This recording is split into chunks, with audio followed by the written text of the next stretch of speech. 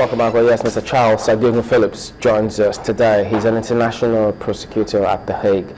Thank you for coming on this morning. Thank you for having me. Well, this matter is still generating a lot of controversy. We're back home here, Nigeria also responding to it. But let's get your perspective first and foremost about what the world thinks about it. Australia recalling their ambassador, the strongest statement they've made over time about this kind of matter, which, by the way, lasted for almost 10 years. And Indonesia says, look, we followed stricter sense of what our law says, and so they don't see any reason why there should be outcry.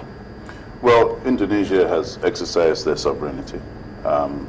Executions are allowed under their laws. It is considered barbaric internationally to conduct executions, but that does not detract from the ability of Indonesia as a sovereign state to actually execute people found guilty of crimes in that territory when they concern drug trafficking.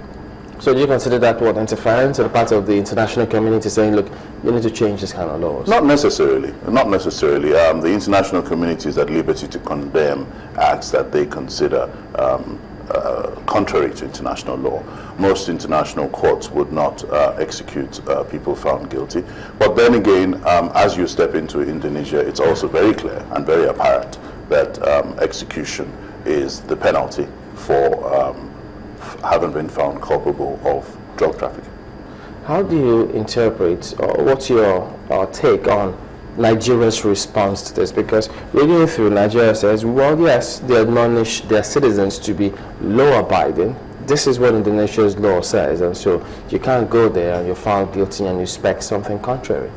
Nigeria does recognize the sovereignty of the state of Indonesia, that notwithstanding the fact that the president did make overtures to the government of Indonesia to apply some level of clemency and commute those that sentence to one of life imprisonment. They're at liberty to accept or deny such overtures. Do you think it was in place, though, for the prisoners, say, for instance, to have been returned to their countries, perhaps to, serve their sentences in their country? It is the law of Indonesia that if you're found guilty, you're found culpable of drug trafficking, you're sentenced to death. I know. I'm simply asking if you think it was possible that in the process of talks, negotiations, pleas for clemency, that the Indonesian government perhaps could have said, well, they're not our citizens, let's return them back to their countries. Well, they could have. I mean, the president ultimately has the prerogative of pardon, and he refused to exercise it in this case. That's his prerogative, but certainly they could have. They could have pardoned them outrightly. They could have commuted the sentence to one of life imprisonment, or, like you rightly say, send them under a prisoner exchange program back to Nigeria, which is indeed possible. Those are all possibilities that could have been explored, yes. Why do you think that it went ahead with executions? Well, because I think Indonesia needs to send a message that drug trafficking will be discouraged at the highest levels. 33 Indonesians apparently die daily from the use of drugs. But the drawback to that is that a lot of the intelligence that Indonesia uses to fight drug trafficking comes from Australia. And that's why you get the sense that they may have actually almost crossed the bridges, as it were, with the Australian government if they withdraw support, international support. A lot of countries rely on mutual legal assistance to fight crimes. And if the Australian government does withdraw that support, then Indonesia would be in a big mess, as it were. But from the look of things, it doesn't look as though they're going to back now, Indonesia changing their laws on what it says at the moment. Well, there are 52 countries left, or 58 countries left in the world that actually practice the death penalty for various offenses.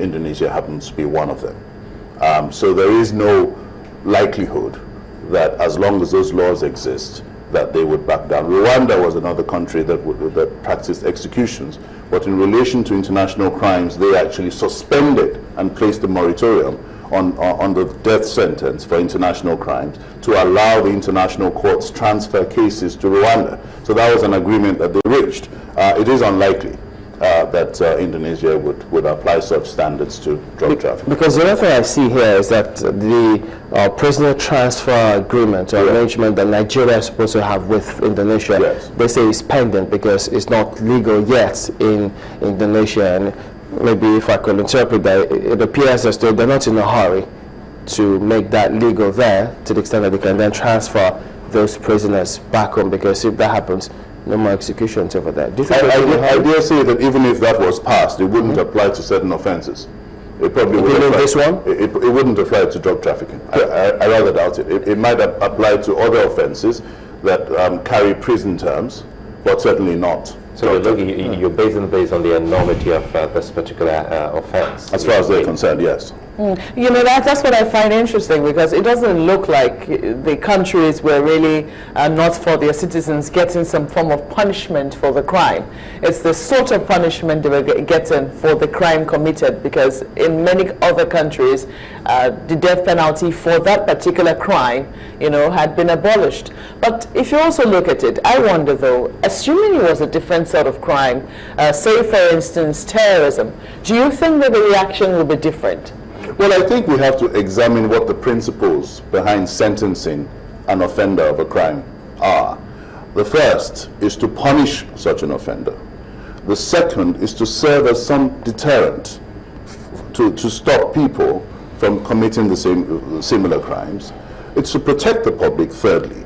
But more importantly, as you rightly say, it's to rehabilitate the offender. The argument in the case of the Nigerians is that, having been in custody for 10 odd years, many of them had gone through some transitional period where they had converted to Islam or Christianity, where they had been reformed and their characters had been reformed. And that being one of the objectives of sentencing should have sufficed for the Indonesians to commute their sentences. That is the argument.